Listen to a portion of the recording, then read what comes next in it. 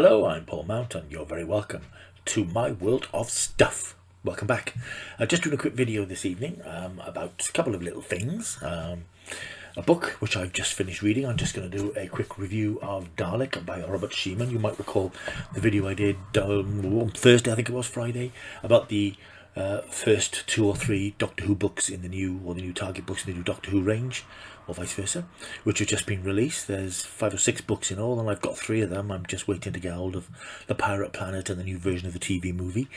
But I've actually sped through Dalek by Robert Shearman. I thought I'd just give it a quick shout out, quick review, in case you haven't picked it up yet and you're thinking, I've seen it on TV, what's the point of buying a book of it? The point is, it's not quite the same story. Well, it is quite the same story, but it's quite a bit more. Now, when I heard these books were coming out, I was a bit sort of interested, because I thought, well, how do you make a 170-page book out of a 45-minute TV episode? Then I remembered the previous series of books that came out 2 years ago, I think it was, and Russell T Davies did a superb novelisation of Rose, the first Doctor Who story of the new season, or new series, and Jenny Colgan did a very, very good version of The Christmas Invasion, which was David Tennant's first episode. There were other books released in that series. There was Stephen Moffat book, Day of the Doctor, based on the anniversary special, but not being a fan of Stephen Moffat, I just haven't been able to face reading that. And I think Paul Cornell also did Twice Upon a Time, which was Peter Capaldi's last episode, which I thought was dreadful. So I had no interest in reading that. Although I suppose it's interesting to see if he was able to make a silk purse out of that particular sow's ear. But as yet, I haven't gone to have a look. Dalek, however, I was quite excited when I heard this was coming out, because Robert Robert has a terrific reputation as a writer. He is a sort of a veteran Doctor Who fan. He's written a lot of, I think, Doctor Who audios. I'm not sure if he's written Doctor Who. I think this is his first proper Doctor Who book. And of course, he wrote this episode back in 2004 for the Christopher Eccleston series. Now, I think the background to the story is, I think it was sort of a troubled episode to an extent, because there were issues about getting hold of the rights of the Daleks. So I think it was written with different aliens in mind, first of all. I think it was the Toclafane who actually appeared in the end of David Tennant's second series. I may be wrong, but I know there were certain issues, and Russell T Davies had to create another race of aliens, which then ultimately they didn't need, because they managed to get the right to the Daleks. It always strikes me as very odd that Terry Nation's estate are so awkward about who uses the Daleks, especially when it comes to Doctor Who, because if Doctor Who doesn't use them, then who else does, or can, or wants to? They seem quite happy to let them be used in comedies and on adverts and things when Doctor Who was off the air, but when Doctor Who came back, maybe they were hedging for more money, I'm not sure. But anyway, that's always at the point, because ultimately BBC got them back, and Robert Shearman turned out this terrific episode. Now, you'll remember the episode itself featured the Doctor, Christopher Eccleston, and Rose, of course, played brilliantly by Billie Piper, landing in an underground museum in Utah in the futuristic year of 2012. How quaint those things sound now. Where they find this museum, which is full of alien artifacts, including a couple of nice little back references for Doctor Who fans.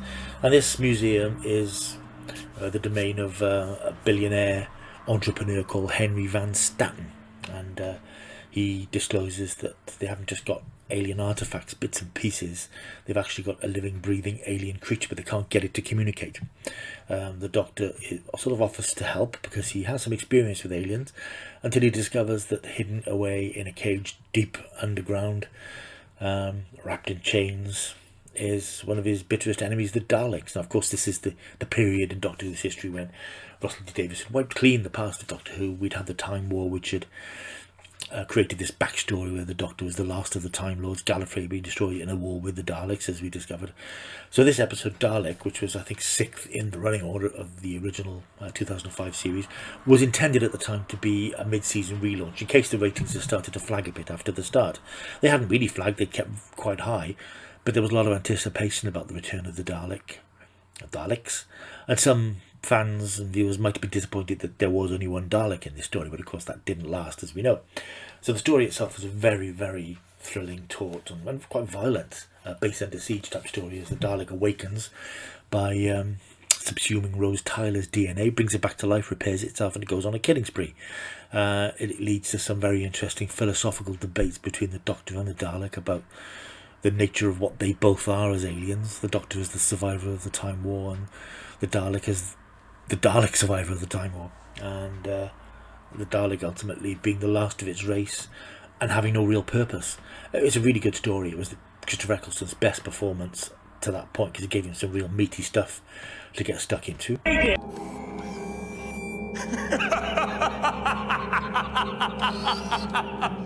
Fantastic! Oh, fantastic! Powerless! Look at you. The great space dustbin. How does it feel? Back! What for? What are you going to do to me?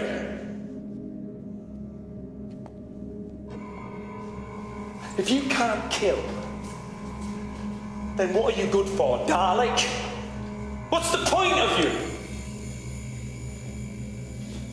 You're nothing! What the hell are you here for? I am waiting for orders. What does that mean? I am a soldier. I was bred to receive orders. Well, you're never going to get any. Not ever. I demand orders. They're never going to come. Your race is dead. You all burn, all of you. 10 million ships on fire. The entire Dalek race wiped out in 1 second. You lie. I watched it happen. I made it happen. You destroyed us.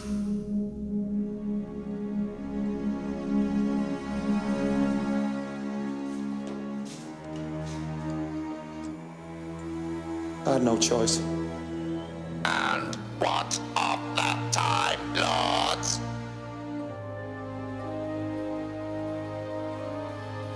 Dead. They burnt with you. The end of the last great time war.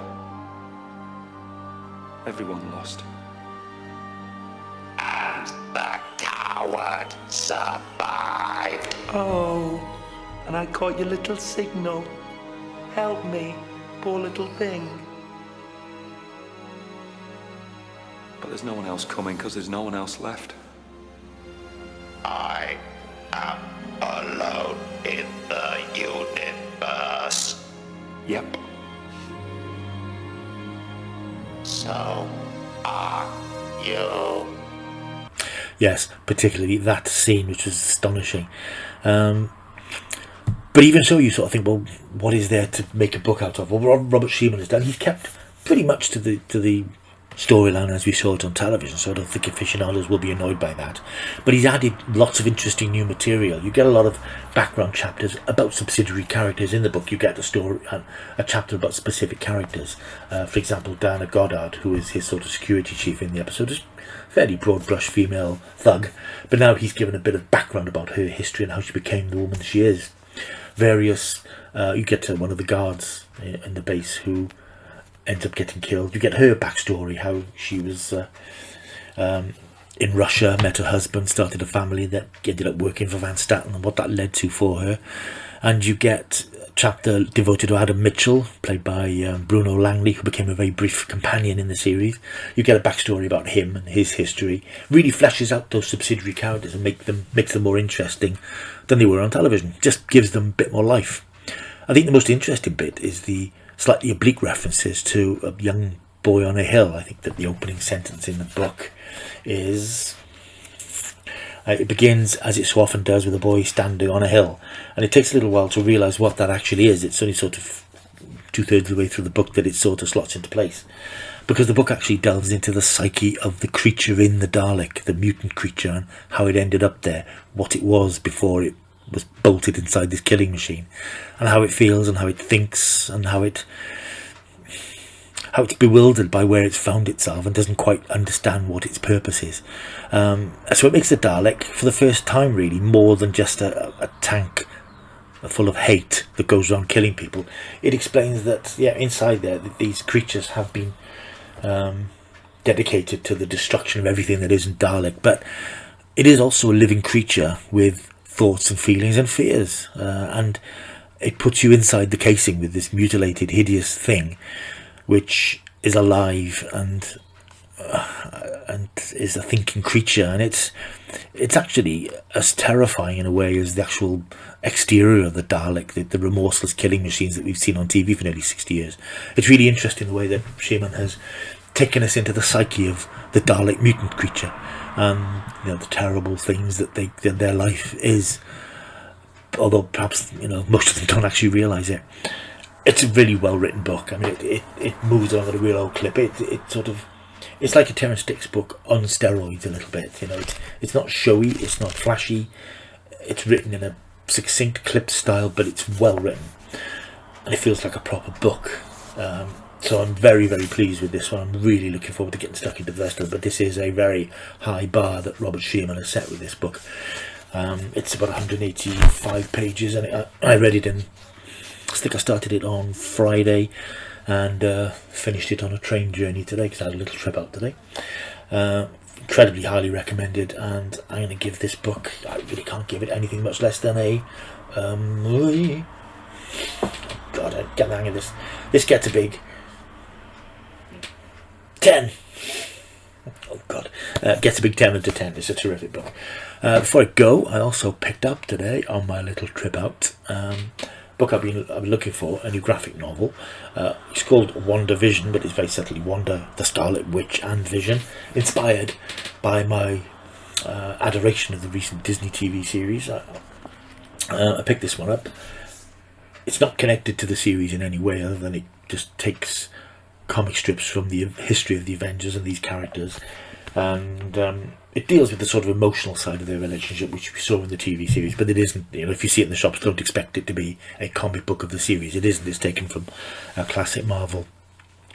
Over the last year or so, I have been picking up some more comic collections in an attempt to reconnect with my long lost youth, and especially now that Marvel is such a big force in the entertainment industry, and I do love these TV series and films almost unconditionally, and I just thought it would be interesting to take a look. I don't know a lot about Wanda and the Vision in the comics. I remember them being there for when I used to read these things back in the 70s and early 80s, but it'll be interesting to catch up on some of the comic strip adventures. That's available now in all good news agents. It's a tenner, but I think it's going to be worth a look, so I may well report back on that in a future video. I think that's about all for now. The main purpose of this is to recommend Robert Shearman's Dalek, which is out now. So as usual, like, subscribe, press those buttons, leave a comment, and I'll see you soon for another video. You take care now.